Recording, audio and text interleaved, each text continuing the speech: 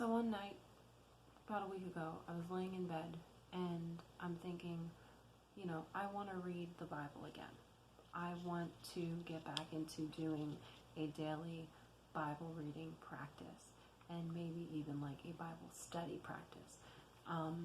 But I was concerned about my own discipline and my own ability to actually do it every day, knowing that I don't really have any accountability. And this idea to record the readings and put them up on YouTube came upon my heart. And I was so thankful because I wanted to do something on YouTube for a very long time. We're talking like over a decade. Hello, Moshi. You're being crazy right now. You're being like honestly ridiculous. You are being ridiculous. Look at me.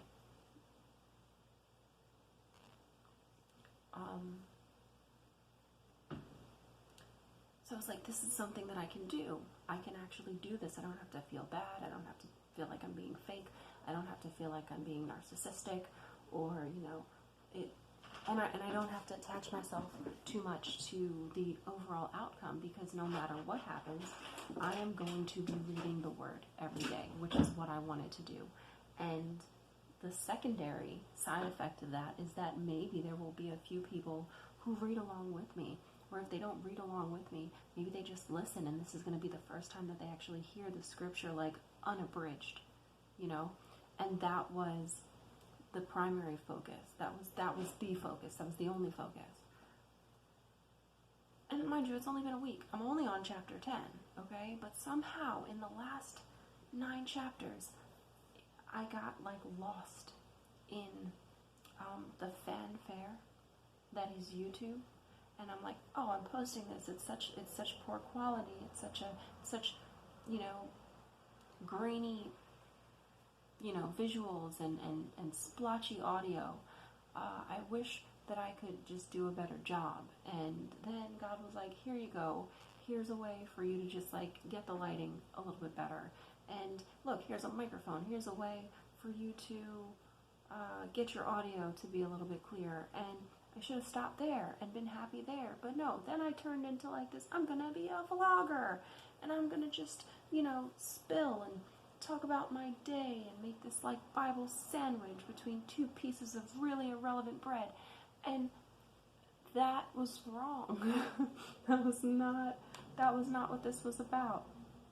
This was about reading the Word. So now I'm going to go back to that. I'm going to go back to reading the Word. Like after this little rant is done. I would really like to do something a little bit more. I would like to give a little bit more to it. But until I have until I'm given a clear inspiration on how to do that, I'm going to just keep it real basic. And that's that on that. So, with that being said, I guess I should do chapter 9 over again.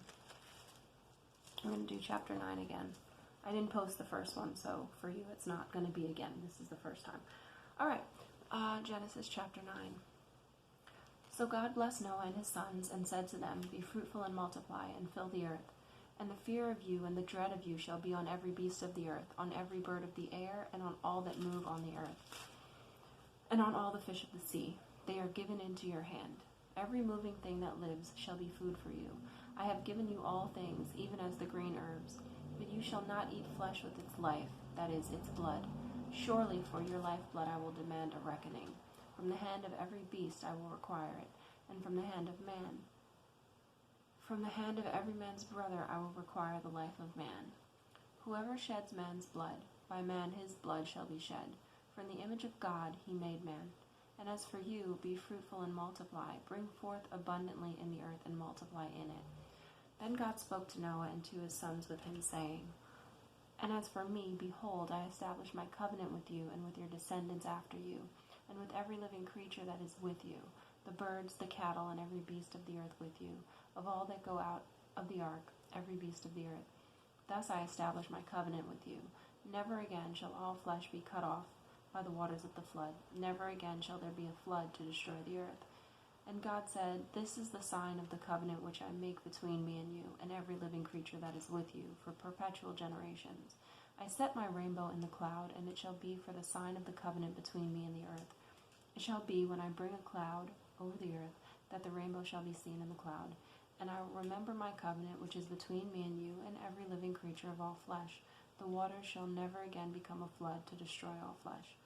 The rainbow shall be in the cloud, and I will look on it to remember the everlasting covenant between God and every living creature of all flesh that is on the earth."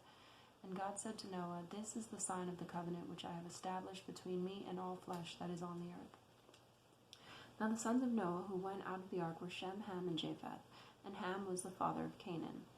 These three were the sons of Noah, and from these the whole earth was populated. And Noah began to be a farmer, and he planted a vineyard. Then he drank of the wine and was drunk, and became uncovered in his tent. And Ham, the father of Canaan, saw the nakedness of his father, and told his two brothers outside. But Shem and Japheth took a garment, laid it on both their shoulders, and went backward, and covered the nakedness of their father. Their faces were turned away, and they did not see their father's nakedness. So Noah awoke from his wine, and knew what his younger son had done to him. Then he said, "Cursed be Canaan, a servant of servants he shall be to his brethren." And he said, "Blessed be the Lord, the God of Shem, and may Canaan be his servant. May God enlarge Japheth, and may he dwell in the tents of Shem, and may Canaan be his servant." And Noah lived after the flood 350 years. So all the days of Noah were 950 years, and he died. This is not me trying to be a YouTuber. This is me trying to get some greater clarity. So verse 6 says, "Whoever sheds man's blood, by man his blood shall be shed. For in the image of God he made man, and as for you..." That's actually not the verse I wanted to read. Verse 5. So Genesis 9:5. I need an explanation. It says, "Surely for your lifeblood I will demand a reckoning. From the hand of every beast I will require it, and from the hand of man, from the hand of every man's brother I will require the life of man."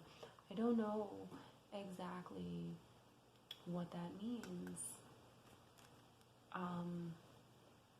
Okay, so this is BibleRef.com, which I'm not familiar enough with to say if it's reasonable. There are some websites, there are some Christian resources and Bible resources that are just full of malarkey, just straight up. So be careful about that kind of thing.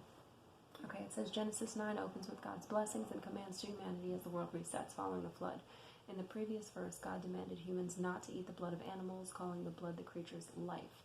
This is one of the first moments in Scripture where blood specifically is tied to life.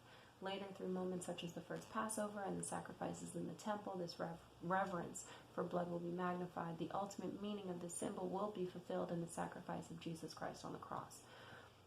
This verse pivots from an animal's lifeblood to the shedding of the blood of humans. This is a new command for the way human communities should conduct themselves. It is a change from God's requirements for mankind before the flood.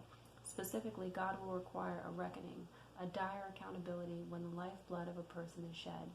God will require that reckoning whether the one who kills a person is a man or an animal. The next verse will reveal that reckoning to be the death of the one who kills any human being. Following the first recorded murder in Scripture, God allowed Cain to live and, in fact, to thrive on the earth. With this new beginning after the flood, however, God will require death for the intentional, unjustified killing of another person. Yikes. I also would like to know what's really good with what Canaan did as far as uncovering his father's nakedness. What does that mean? We're going to go Genesis 9:24 explained, and I guess I'll stick with Bible Ref because that was pretty good, right? It says the previous verses describe Noah getting drunk and passing out naked inside his tent. His son Ham walked in, saw his father naked, left the tent, and told his brothers what he'd seen. Shem and Japheth took measures to cover their father without looking at him. Now Noah wakes up. He either remembers what happened or someone tells him. The limited details given in this passage make it unclear exactly if Ham intended any harm or dishonor to his father. Some scholars suggest that in this era, to see another's nakedness is to shame him and to become superior to him in a sense. It is possible that Ham thought telling his brothers what he had seen would elevate his status in some way. Instead, as the following verse reveals, the opposite will happen. This verse, told from a narrator's perspective, refers to Ham's action as what Ham had done to Noah. Beyond Noah's opinion, Scripture clearly indicates that Ham has done something immoral or inappropriate to his father. Whether this is something as simple as seeing Noah naked without helping him, or something more sinister, the passage does not explicitly say. However, the Hebrew verb here is an active one, implying a purposeful action, not just a passive one. Ham does something more than simply see Noah, but we cannot say for sure what that was. It's interesting that the text calls Ham Noah's youngest son. It's easy to assume that Ham was the middle son, since the names are always listed as Shem, Ham, and Japheth. The Hebrew term used here is something I can't pronounce, which can mean youngest, but can also mean smallest or least, or even unimportant. Scholars suggest this might mean Ham was the smallest son, or simply that the usual ordering of the names is not by age. That last paragraph just threw me off, because I don't see what that has to do with anything. But if, oops, sorry, shaking the camera. But if you have any thoughts on that, I'd be interested to hear about them in the comments. So far, my only comments have been from evil bots, and I've deleted them. So I have no comments under my videos. Please be the first one. Maybe we'll have a party. Okay, so see you tomorrow. We'll do chapter 10.